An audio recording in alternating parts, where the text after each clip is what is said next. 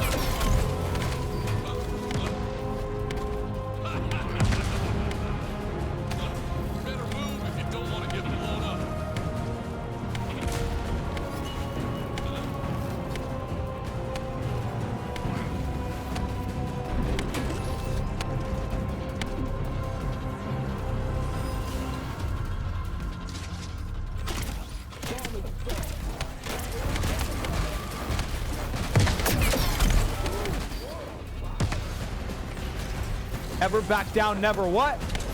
Never give up. Never back down, never what?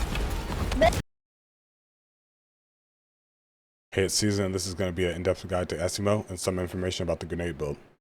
Let's go over my equipment. My weapons are kind of lackluster because I plan on using the skills as my main source of damage, so I didn't really upgrade them too much, except for this one. This is probably one of the best ones.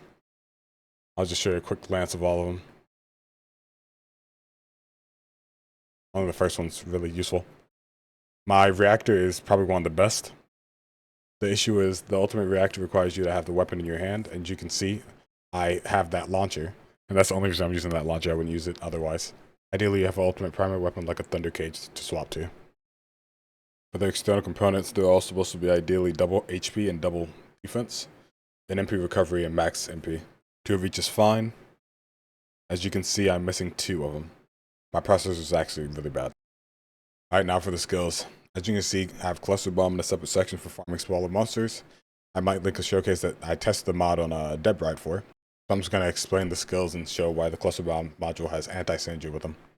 Right, so your first ability, Time Bomb, and your second ability, Blast, should always be used in unison. Sometimes even the third ability. I'll explain that later. Blast has an insane effect that increases your damage by 25% for each bomb up to 125%. So you should always be detonating 5 bombs at a time for maximum damage against bosses. While AoE farming, you obviously just use enough to clear. This leads me into the skill Guided Landmine. This ability counts as a bomb once it attaches to someone, so I'll put one down even on a different enemy if I have 4 time bombs to send to the boss, so I get that 125% damage increase. It's important to note that the first ability will explode on its own, so you want to use your mines first if you want to try this combo. They'll all explode, but I believe Time Bomb is faster. Your fourth ability is honestly one of the most interesting ones. You start sprinting towards people, doing decent damage and knocking them back. You can explode at any time that you're in the running animation, or explode early, anytime you're in the running animation. It gives a move speed buff, a firearm attack buff, and reduces your defense by 30% after you explode. Unfortunately, this ability uses fusion, and the build that we're talking about is using tech, so we won't be boosting this ability as much, but it still does decent raw damage, so I will use this as a finisher. Now for our passive, it drops a grenade as soon as we lose all of our energy. This definitely matches the fourth ability the most, so you have to be very close for this to work, so it's not going to matter to us. Okay, now we can talk about why I don't use Cluster Bomb for bossing. We just equipped it. Okay, now you can see what happens to our second ability when it's equipped. That 125% damage increase, or the 25% damage increase per bomb, is gone. Cluster Bomb instead replaces it with 2 71.5% bombs and a 69% burn for 5 seconds. So this 451% is no longer getting multiplied. Okay, showing you the actual numbers is way smarter than having you look at percentages. So, got this, 106, then 17k, and then 16k repeating for 5 seconds. Now I'll actually show you. It obviously doesn't increase because we already looked up it, takes that off. It hit multiple times, bleed still the exact same. Does not stack. So not only do the bombs not stack in damage, the bleed doesn't stack. Let's see, take it off. So that was about 222k damage. I did the math earlier. I would not be able to just do this.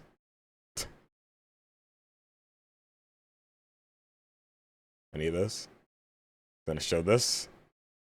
Already 133k.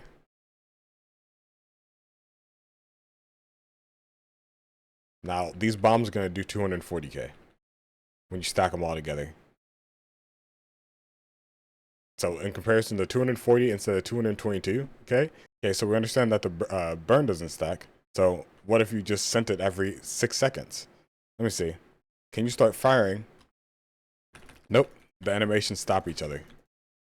I didn't mean to roll. But the animations stop each other. You can't shoot while you're doing it, so you're losing DPS the whole time. It's a full like second of shooting too. So you should have to just throw them all at once. The bleed is never it's never good. Or at least against a boss. It's going to be good if you're fighting trash and you can one-shot them. Hopefully that explains that, and I can now move on to the modules. It's important to note that the only difference between the bossing and the cluster tab is really just range. There is some skill cost reduction in there, but it's mostly ranged for the killing of small mobs. You might have mana issues in the bossing. We'll talk about that later.